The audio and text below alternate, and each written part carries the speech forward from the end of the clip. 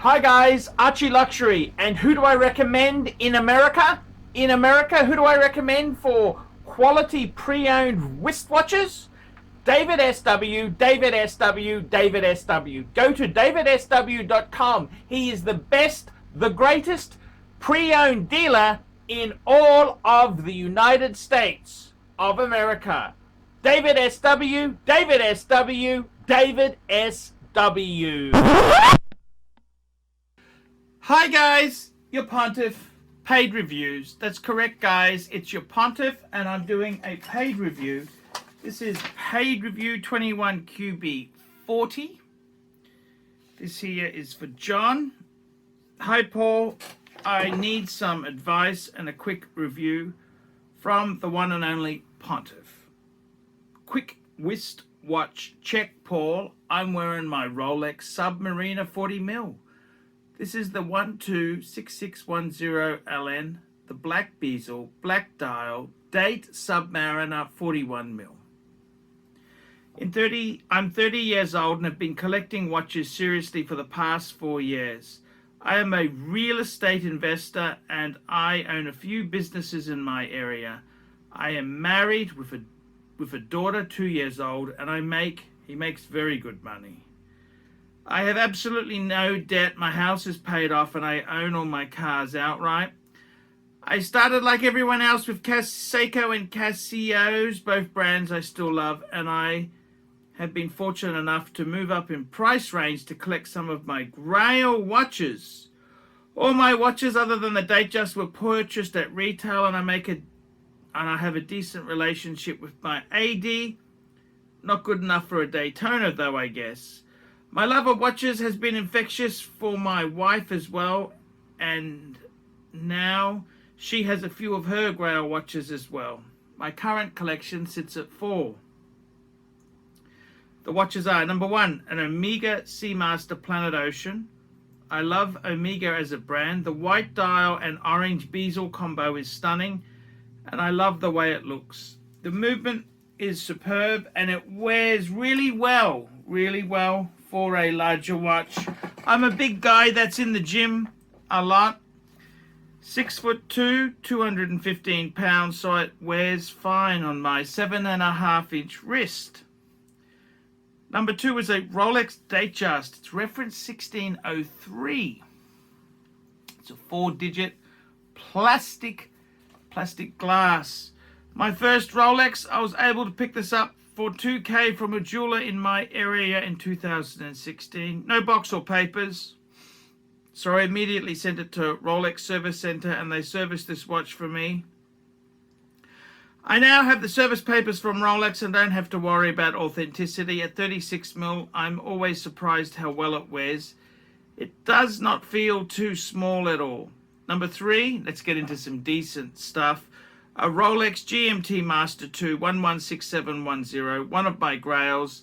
Love everything about it. Purchased in 2018 from an AD. I love the polish center links. It allows me to double this one as my dress watch since I have absolutely no need or desire for true dress watches. And number 4, Rolex Sea Dweller Deep Sea D Blue James Cameron 126660, another grail watch for me. Love the dial and the fact it's totally unique for Rolex. Wears great and it's super comfortable, even though it's a bit of a chunky fat boy. So my question is this: where do I go next? I definitely want another watch or two to round off the collection. I'm open to just anything as long as it's not a dedicated dress piece, since I would rarely find an appropriate occasion to put it on. My budget is firm at $20,000. Some pieces I've considered are the 40mm Explorer 2 and Submariner Bluesy and the white dial Milgauss. I should mention I have a deposit down on the new Snoopy at my local Omega boutique, so that will take care of adding a chronograph. Any advice is appreciated. I'll attach some photos, although they may not be the best pics. Sorry. Thanks again. Thanks, John. So, John, I gotta just tell you a small little criticism. I think you're using the word grail Grail, grail, grail. Every watch you have is a grail, another grail. And John, for someone on it, John told me he earns about 300,000 US dollars a year. I gotta be totally honest with you. I don't think these watches are that special. Okay?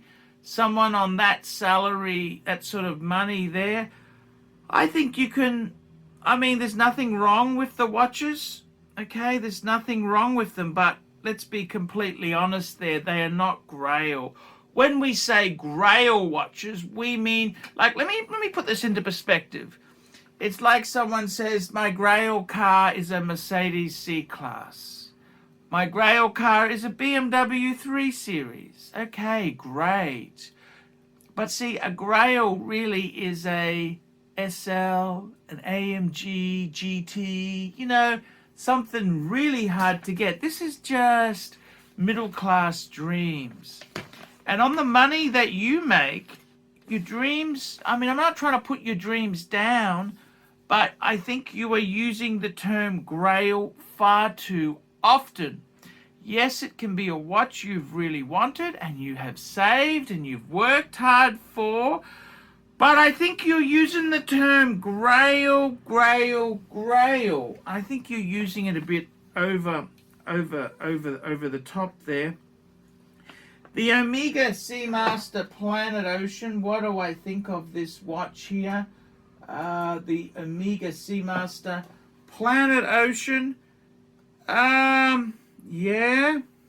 This is the white dial with the the orange bezel. Yes, I quite like that watch. I think it's a beautiful watch, but on your income, it's really, really, really not that spectacular in the least there.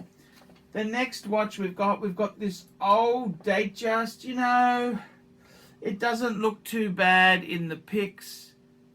But I think this kind of a Datejust here, you know, it's really a little bit small. It's actually quite a nice watch. Yeah, I don't mind it, but I don't love it. I say, yes, it's a cheapy sort of Rolex. Okay, I know that it's actually quite, it looks in the photo, it looks quite nice.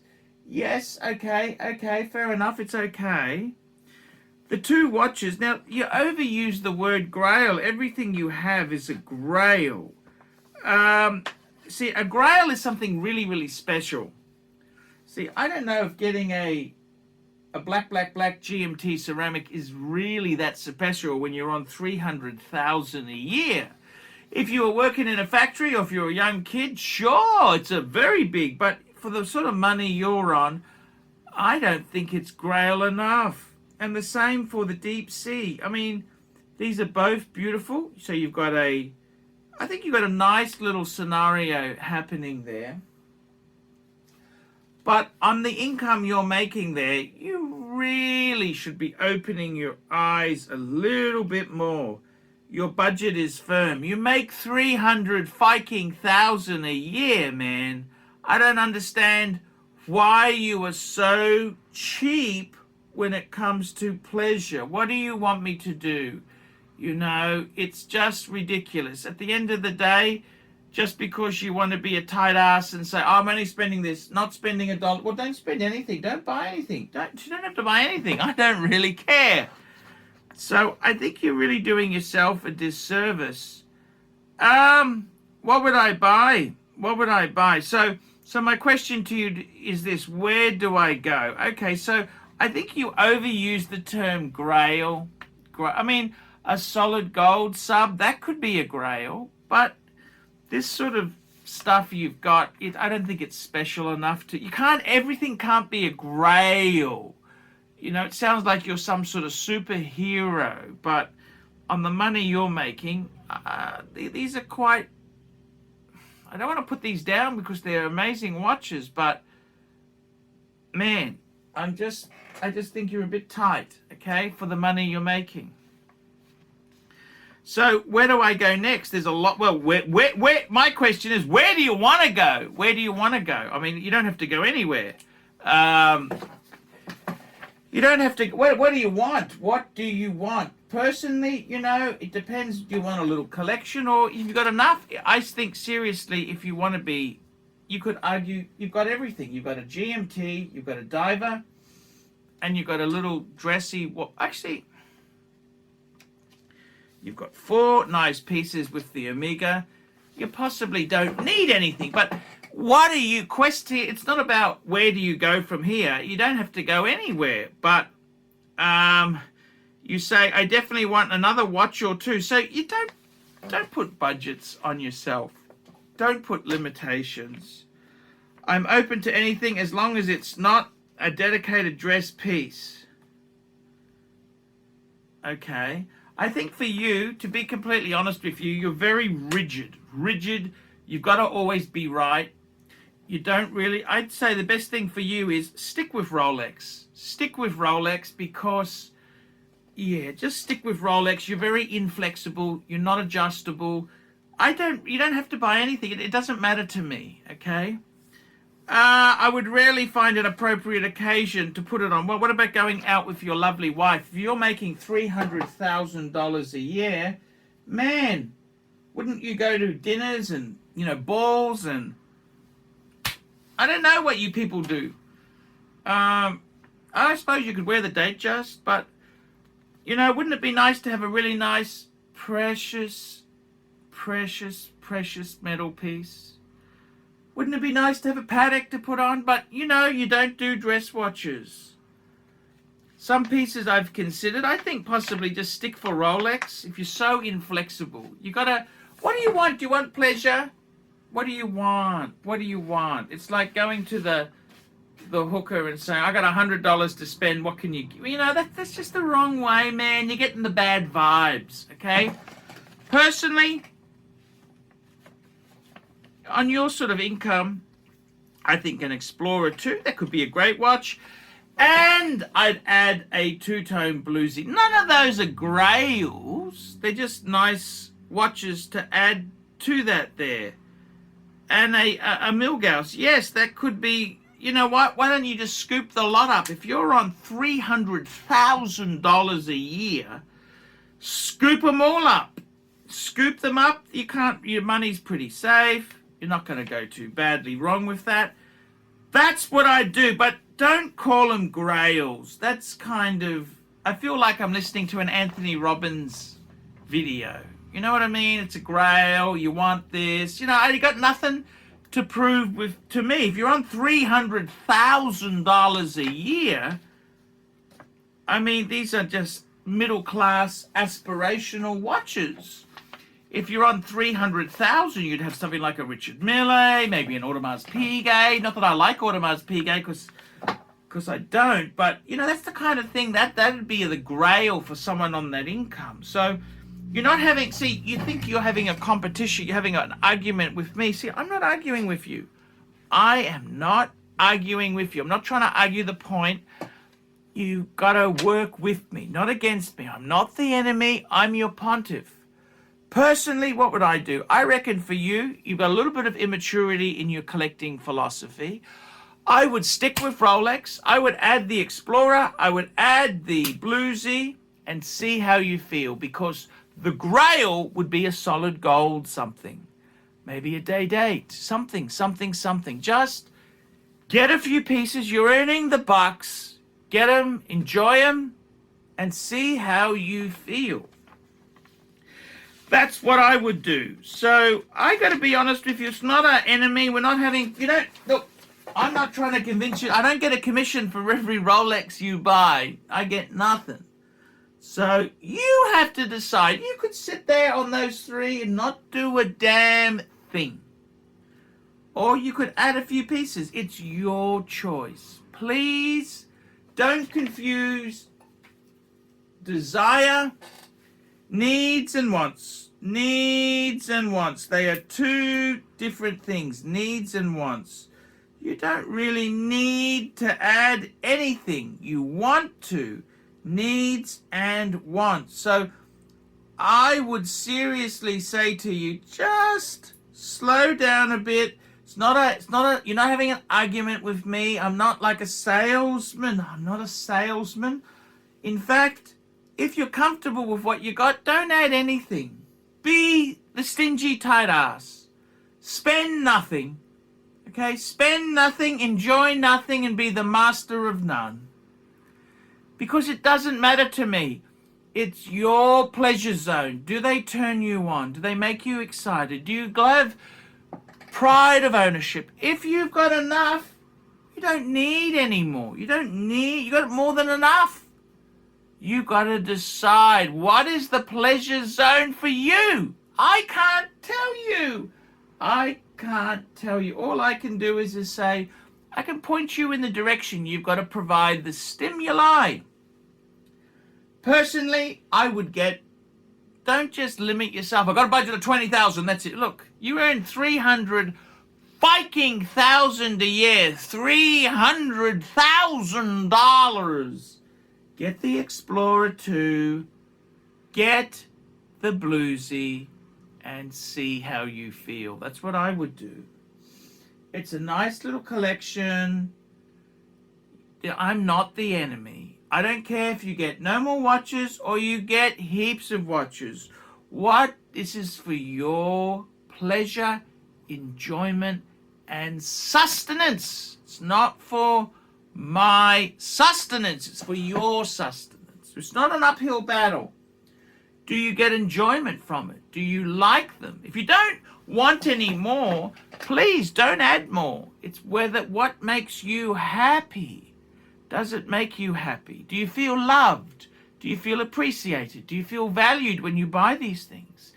That's what you should be asking, because to say, I've got 20,000, I don't want to spend any more. Hey. I don't need you to spend anything. I don't get a commission.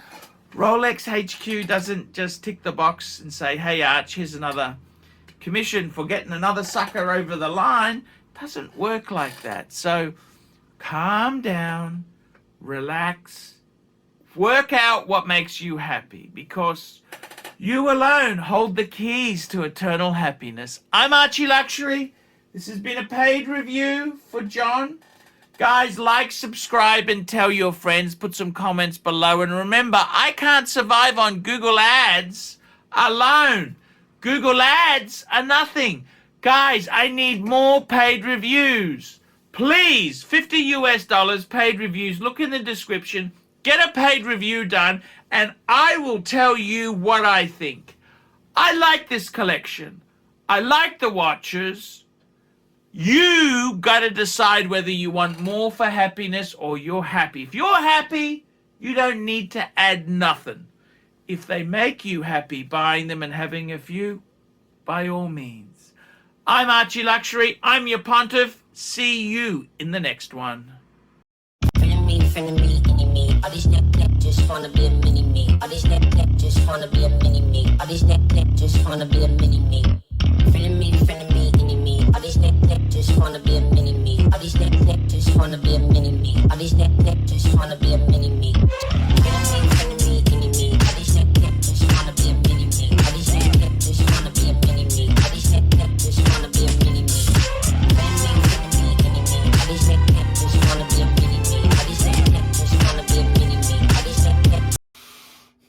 Like, subscribe, and tell your friends, and don't be afraid to get a paid review. $50 for a paid review. It helps me stay full-time on YouTube, and I will see you in the next one. $50 paid review. I can't survive on Google Ads. I need your support. And guys, you could also sponsor me on Patreon. Patreon allows you to pay as little as $1 a month to keep me on YouTube.